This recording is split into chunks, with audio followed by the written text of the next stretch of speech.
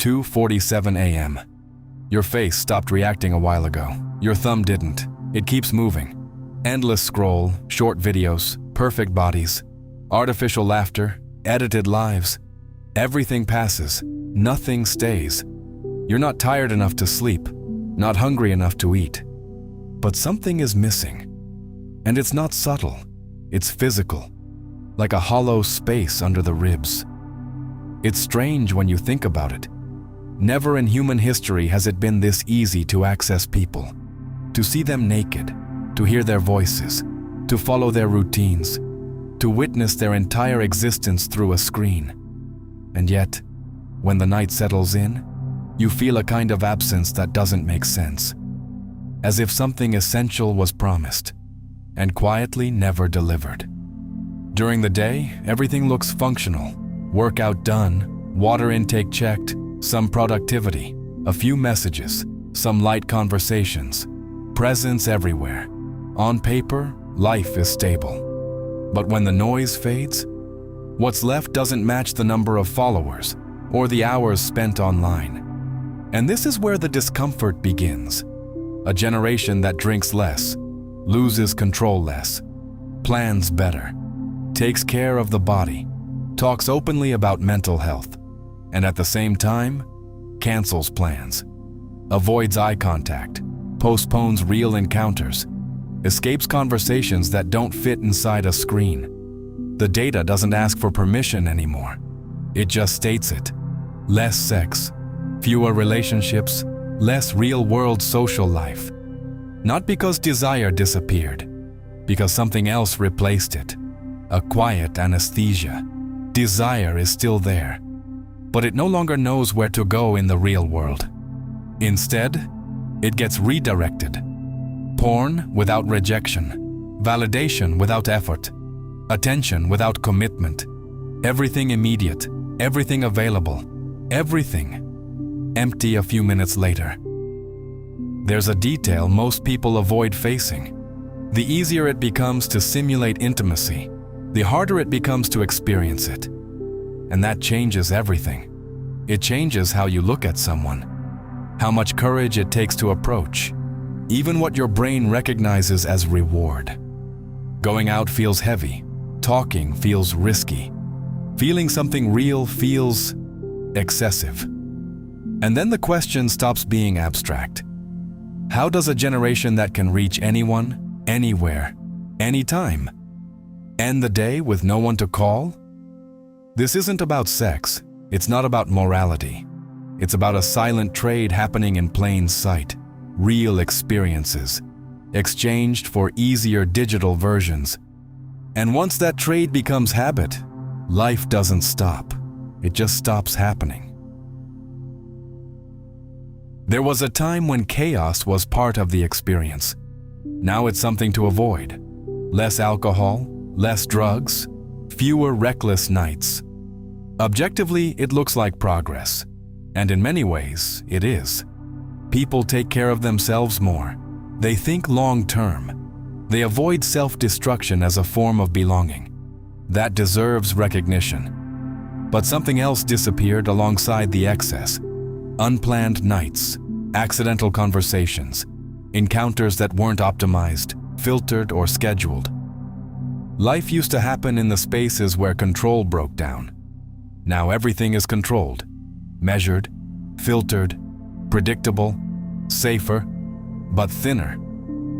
There's a kind of sterility to it. When everything is optimized, nothing surprises you.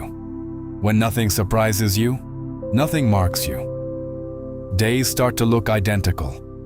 Not because nothing is happening, because nothing leaves a trace. Discipline replaced chaos. But discipline, when taken too far, flattens experience. You don't fall anymore. But you also don't feel the intensity of standing up. Plans are evaluated like tasks. Is it worth it? Is it productive? Does it make sense to go out? That question alone reveals the shift. Since when does living need justification? The promise was simple. Remove what harms, keep what benefits. But the cut went deeper than expected. Because hidden inside what was harmful were some of the most vivid moments a person can have. And without them, something fades, quietly. There's never been this much exposure, and never this little closeness. Bodies everywhere, angles perfected, desire curated and edited into something almost unreal. Everything is visible, nothing is reachable. Intimacy, real intimacy, has become rare. Not sex, intimacy, the kind that isn't filtered, that isn't optimized, that isn't reversible. Young people are having less sex, fewer relationships, less physical connection. And in its place, something ambiguous grows. Situationships, connections without definition, closeness without commitment, presence without risk. Two people talk every day, share routines, build familiarity, but avoid making it real, because making it real introduces danger, and danger feels unnecessary when there are safer alternatives. The issue isn't lack of interest, it's how interest is handled. At a distance, under control, without exposure. But intimacy requires the opposite. It requires uncertainty, possibility of rejection, loss of control. And that doesn't survive in environments where everything can be edited or replaced instantly. Meanwhile, desire adapts. It doesn't disappear. It relocates. Pornography, softcore content, endless stimulation without emotional cost. The brain learns quickly. Why risk rejection when satisfaction is guaranteed elsewhere? And without noticing, something fundamental is lost. Eye contact becomes heavy. Starting something feels exhausting. Sustaining connection feels like a burden. This isn't weakness, it's conditioning. An entire generation consumes intimacy daily and still goes to sleep untouched. No presence, no warmth, no memory that lasts longer than a few seconds. And here's the contradiction. The more accessible desire becomes, the less it is lived. Because real desire needs time, tension, imperfection. When everything is instant and disposable, desire doesn't deepen, it dissolves. What remains isn't freedom, it's emptiness that feels comfortable enough to tolerate. There has never been this much interaction, and never this little connection. Notifications simulate life, messages, reactions, views, signals of presence everywhere. But remove the screen for a moment, and almost nothing holds. Followers grow, conversations shrink, engagement increases, meaning disappears. Most people don't even participate actively anymore. They observe, silently, endlessly, a passive audience inside their own lives. And something starts to grow in that space. Comparison, restlessness, a quiet sense of being outside of everything, while technically inside. Life doesn't need to be lived anymore. It just needs to be displayed. And once representation replaces experience, connection becomes performance. Algorithms understand you better than people do. They anticipate your preferences. They deliver what you want before you ask. They don't frustrate you. They don't challenge you. Real relationships do. They delay. They conflict. They demand presence. And in a mind trained for immediate reward, that starts to feel inconvenient. So communication shrinks. Short messages, reactions, emojis. Enough to simulate contact, not enough to build anything real. Two people can talk every day and never actually know each other. And this isn't accidental, it's structural. The more time spent in these systems, the less necessary real interaction feels. And eventually, something unsettling happens. People surrounded by interaction can't name who is truly present in their lives. When everything looks like connection, it becomes harder to recognize what connection actually is. And that's where the silence deepens. Because you don't need to be alone anymore to feel alone. The body improved, the mind didn't follow. Discipline is visible now, Workout routines, nutrition plans, consistency, everything tracked, everything optimized. From the outside, it looks like evolution, but internally, something is off. Sleep is broken. Attention is fragmented. Rest doesn't feel like rest.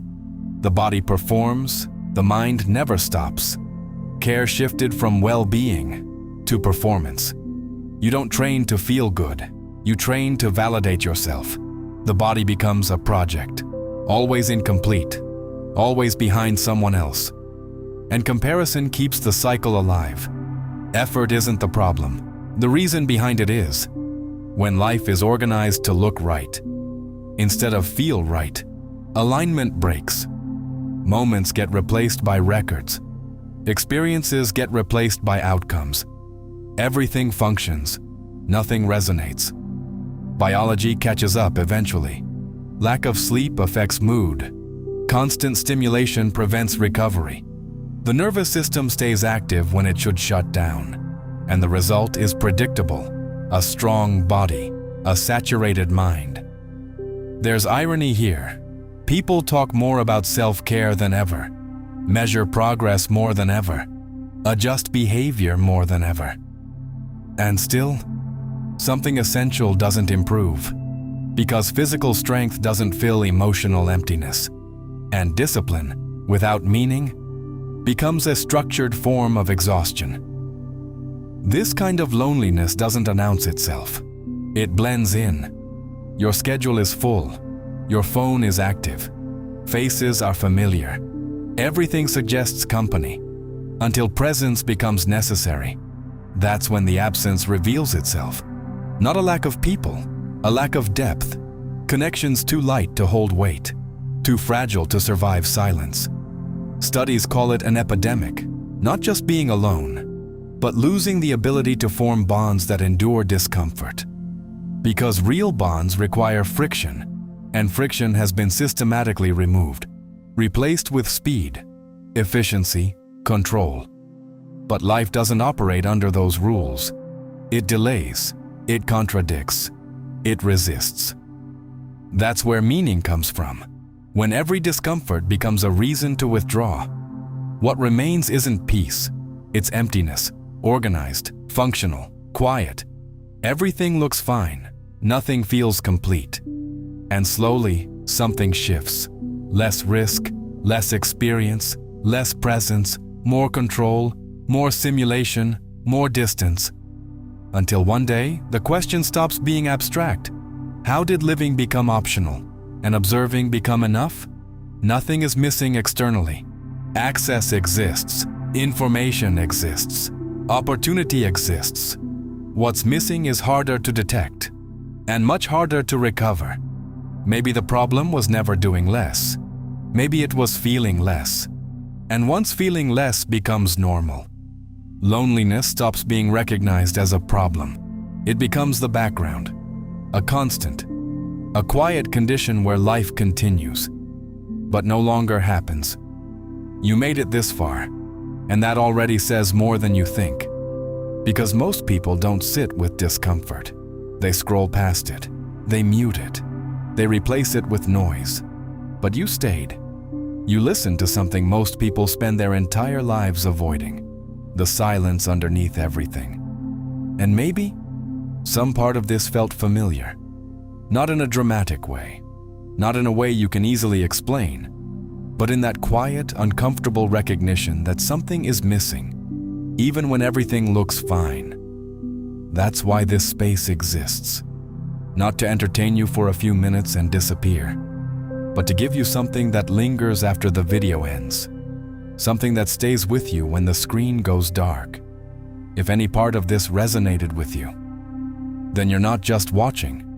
You're part of something. And if you want to go deeper, there's a way to do that.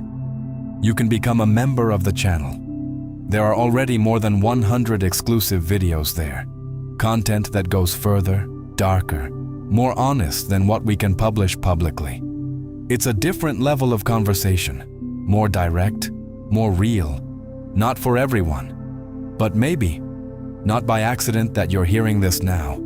And if membership isn't for you, that's fine. truly. Just being here, watching, coming back, that already helps more than you realize. Still, if you felt something here and you want to give something back, you can use the super thanks feature, not as an obligation, not as pressure, but as a quiet way of saying, this mattered. Because every bit of support, whether it's a membership, a super thanks, or even just sharing this video with someone who needs to hear it, keeps this space alive. And spaces like this are rare, so if you stay, you already belong here. And that, in itself, is enough.